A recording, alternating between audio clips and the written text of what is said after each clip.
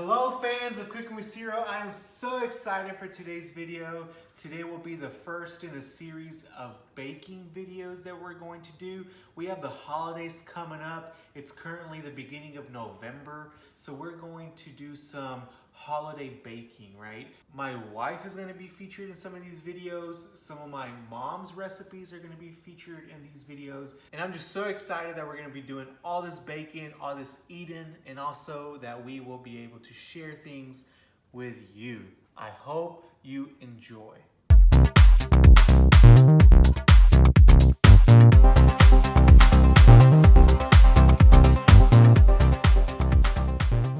Hey y'all, welcome to Cooking with Ciro. Today we have a traditional Mexican pastry. We're gonna make pumpkin empanadas, okay? This is the final product and they smell delicious and they taste even better. And guess what? The dough, which is usually the most complicated part of the bake, is gonna be super easy. It's 2 ingredients, flour and something else.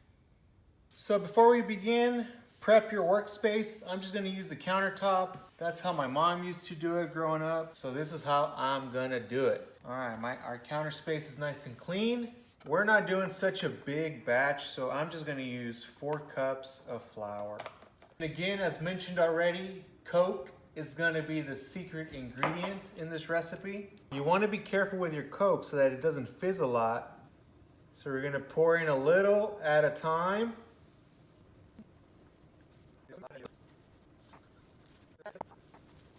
So it's very difficult to get this part of the process wrong, okay? If you put a little bit too much Coke, well, you just add a little bit more flour.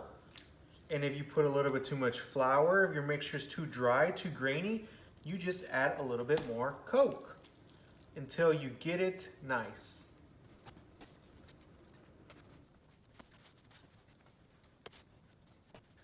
All right, and this is looking good, y'all. This right here.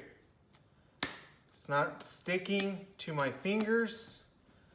It's not sticking to the counter anymore. So that's gonna be good. We're just gonna let this rest while we prep the filling. So the prep for the filling is gonna be pretty simple. We're gonna go the easy route. I got a can of pumpkin puree and I have a can of condensed milk. I'm gonna mix both of these. I'm not looking for a runny texture. I'm looking for a little thick texture and sweet. All right, so the pumpkin's going in. I've seen people use Nutella. I've seen them use sweet potato. I've seen them use just about any filling you can imagine. And here you go. This is the final product after mixing. I just wanna mention that traditionally, whenever you're doing the filling, you use something called piloncillo. It's like this rock. It's like this rock of sugar. You use that as a sweetener. If you don't have that, you can use just granulated sugar. Just be careful that if you're following me and using condensed milk, be careful because your filling can become too watery. If that happens, you're gonna have to add a little bit of flour to thicken it up. But this is the consistency that you kind of want. That's good. If it's thicker, it'll be fine too. You just don't want it more runny than this. All right, so we're coming to one of the final steps. We're going to make the empanadas. We're actually going to make them and assemble them. Our flour looks pretty good, looks pretty rested. Look at that, that looks beautiful. I'm gonna show you a little trick, a trick of the trade. I'm going to dip a little napkin in some oil and I'm just gonna rub down my working surface with oil. I'm gonna do this so that whenever I assemble my empanadas here, they do not stick. And also another trick, I'm going to put a little bit of oil on my hands, on my fingers. Why? So that the dough doesn't get too sticky on me. I'll be able to roll nicely. So what I'm going to do, I'm going to make a bunch of these little balls. What's the exact measurement of this? 1.5 inches diameter. So I'm gonna make as many of these little balls as possible. So with the amount of dough that we have, 17 little balls, and this will yield 17 empanadas. So now that these are made, we're gonna go ahead and set them aside. All right, so our filling is ready, our dough is ready, our dough has been separated. Now it's time for the assembly. I'm gonna show you three ways to make these. One's gonna be with a tortilla press. If you don't have it, it's okay. I'm gonna show you another way with a rolling pin. And if you don't have one of these either, it's okay. I'm gonna show you how to do it. I have a random Tupperware lid. It's round. You can use a cup, you can use a plate, you can use a pot, right? For the method that I'm gonna show you with this. All right, so for method number one, you're gonna get a little dough ball, gonna put it right in the middle. There, we're gonna press. Nice even press. Look at that. That is beautiful. If it's not an exact circle, it's okay. Don't worry about it. We're gonna give the final shape in the following step. That was method number one of flattening out your dough. The second method, you just put it and then you roll on it with the rolling pin. And there you go. And this is why it's important to wipe down your working area with oil. That way the dough doesn't stick. All right, so now method number three, get yourself whatever you have to help you flatten out. I'm using this little Tupperware lid. And let's go.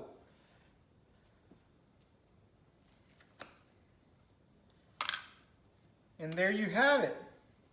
All right, so regardless of whatever method you use to flatten out your ball of dough, once you have it, the following is gonna be the same. You're gonna put your filling, you're gonna flip it, and here's where you give it its traditional shape. Crimp it with your fingers. And then you wanna, if you don't have a crimping tool, use a little fork like I am and crimp it all the way around. You wanna do this so that the filling doesn't come out while these are baking in the oven. Lastly, you wanna poke it 3 times. You poke it 3 times. That way, if it steams inside, it won't burst this open. It has little holes for it to come out of. All right, so while I was assembling my last empanada, I went ahead and turned on the oven. Preheated to 350 degrees. Now that the oven's preheating, I'm gonna get my oven tray. I'm going to grease this, and then I'm going to just lay out all the empanadas. Okay. And there you have it. My empanadas are ready to go into the oven. We're gonna put it in the oven. All right, so I just double checked with my mama. These are gonna go in the oven for 30 minutes, no more than 30 minutes. They should be done before then. She said check it at 20 minutes, check it again at 25 minutes, and then 30 minutes maximum. So these are not flipped. So they're just gonna go like this, the whole cook. 30 minutes going in. Hey y'all, so while the empanadas in the oven, I went ahead and made this. So what is this, you may ask? This is equal parts sugar and cinnamon. Okay, it's a cup of sugar and a cup of cinnamon. Look at that. Smells delicious, smells like Christmas. And what we're gonna do is I'm gonna get the empanadas straight out of the oven and dip them in this. And I'm gonna cover them completely with this cinnamon sugar mixture. Then I'll set them aside and let them cool. And you want to do this when they're out of the oven because they're hotter. The sugar and the cinnamon will stick to it better. All right, y'all, so it's been 20 minutes. Okay.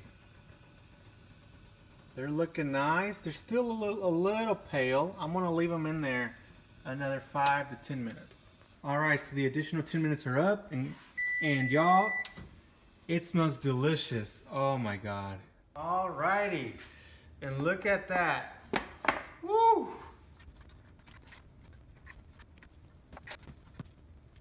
And there you have it.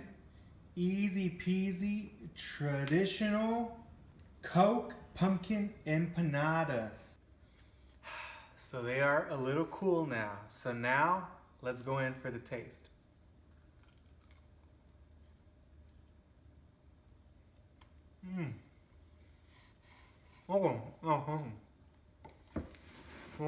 So I'm not gonna lie, the texture of these empanadas will be a little bit different than what you are usually accustomed to because it's not a traditional recipe. It's just flour and Coke, that's all. The texture is a little bit chewy, which I don't mind. I like the softer empanada. I don't like the crunchy empanada. So, you know, this type of texture really works well for me. If you're someone that likes the softer, more chewy texture, I would go this route versus the traditional route. I know that may not be a popular opinion, but it is my opinion. And this is my show, Cooking with Ciro. Thank you for joining me on Cooking with Ciro. I hope you enjoyed this classic Mexican recipe. Stay tuned for next week. We're gonna have another classic holiday bake. Subscribe, like the video, share the video, and guess what? If you didn't like this video, I'm gonna make another video. Go and like that video.